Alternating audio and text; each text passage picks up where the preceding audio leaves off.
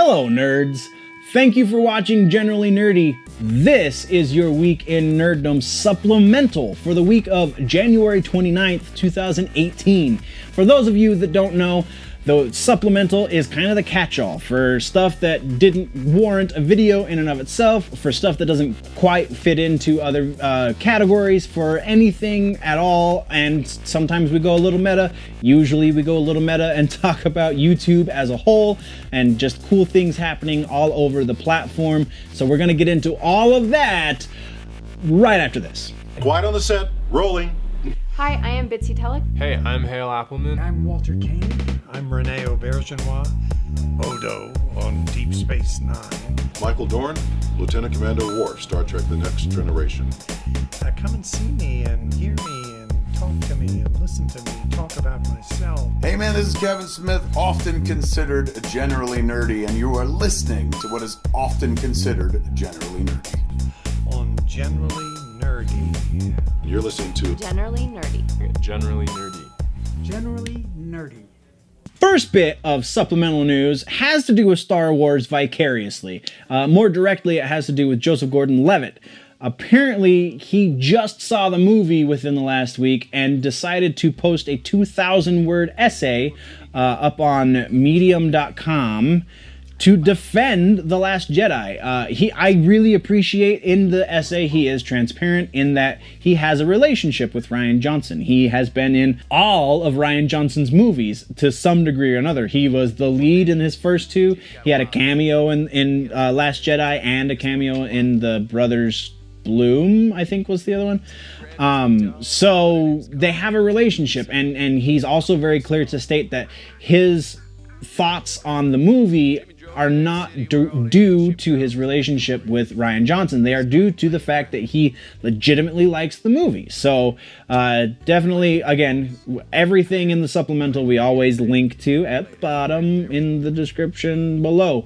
So link to that full essay if you want to read it. It's really cool. I feel like more nerds need to adopt that stance.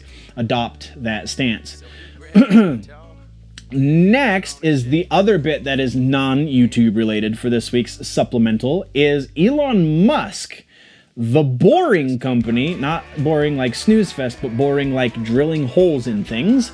The Boring Company is selling flamethrowers? What is this?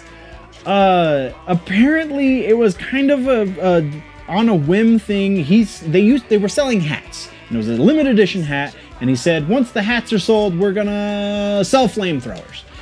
And he was serious. They're selling flamethrowers. It's $500 for the flamethrower. You do not need a license for it because it doesn't shoot it far. It's not like one of those government issue flamethrowers that you see in movies where it shoots the flames for like 30 feet or something like that. It's under 15 feet that it shoots these flames. And so it therefore is not regulatable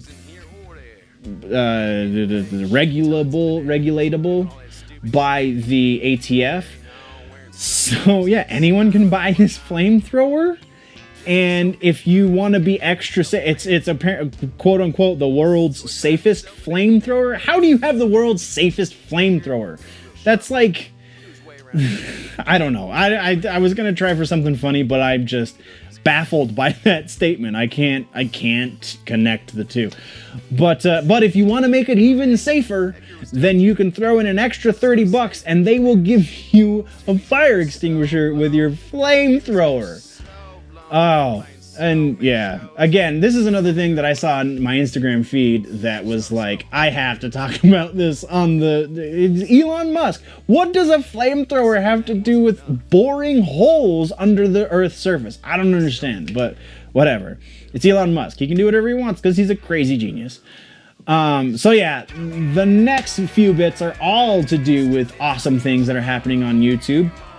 Frog Leap Studios, we talk about them all the time. Apparently Leo has started doing a video a week. I think he goes through like phases where he does do a video a week and then it'll go for a while without doing a video and not like video proper because he makes videos all the time, but like a cover is what I meant to say. He's been doing a cover a week for the last few weeks, which is really awesome because I really love his metal covers. This week's episode, or this week's video, is What's Going On by Four Non Blondes. You know the one. It gets stuck in your head every time you hear it. And actually, fun fact about Four Non Blondes, lead singer for Four Non Blondes, the one that goes, hey, yeah, yeah, yeah, that one, she wrote a lot of songs for Christina Aguilera and Pink. She actually was the writer behind the song Beautiful by Christina Aguilera. So, very interesting connection. So now Leo has covered, I mean, I'm sure he's covered Christina Aguilera directly, so that's a whatever, not a 6 Degrees of Kevin Bacon kind of thing, but Leo's awesome. Go check him out. I remembered, so when I was doing this and I was going through my YouTubes, I remembered I was going to talk about this last week because it was posted last week, but I didn't write it down, so I wrote it down this week so we can talk about it. Rob Scallon, we talked about his really interesting video 2 weeks ago, where he did, he is in a metal band, and they recorded a song on 100-year-old equipment. The first video that we talked about was just the actual process of recording.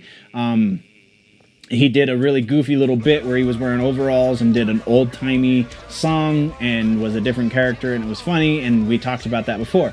But this video is the actual song that the metal band recorded, and it's very interesting.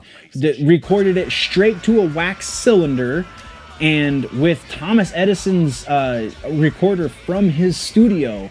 Just very incredibly fascinating. Link in the description. Next and last, we're talking about Peter McKinnon. This was just a random thing that I wanted to bring up because I'm sure some of you are watching his stuff. If you're not watching Peter McKinnon, not that he needs me to throw any subscriptions his way, but you'll be endlessly interested in the things that he posts in his vlogs and in his how-to videos, and just in general, he's a very charismatic guy and is a fantastic photographer. So if you like photography, then check out his channel. If you like to watch people vlog, he is one of the best at the art form. So definitely check out his channel for that as well. Or if you want to just randomly learn things in Photoshop or in Adobe Premiere, check out his channel for that, because he's got all that too.